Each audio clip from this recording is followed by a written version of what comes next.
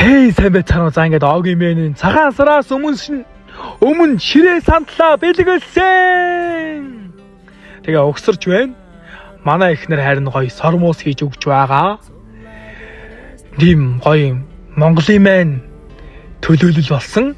Маш гоё ээж хүнд ингээд бэлгэлж байна. Тэгээ бас ингээд гоё гэрт нь гоё чимэг болоод баярын ширээ нь гоё болоод тэгээ бас өөрт нь бас гоё баярын сормуус хийж өгөөд ингээл сайхан угсарч байна доо. Ийм гоё угсардаг ширээ хийж байгаа шүү.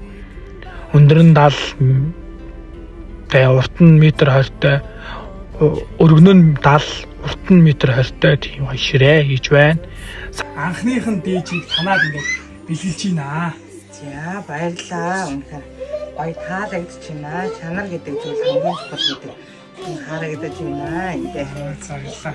сэтгэл шингэсэн бэлгэлтэн баярлалаа. Тэгээс ихчд амар гоё, манай эхнэр бас амар гоё сормуус хийж өгсөн.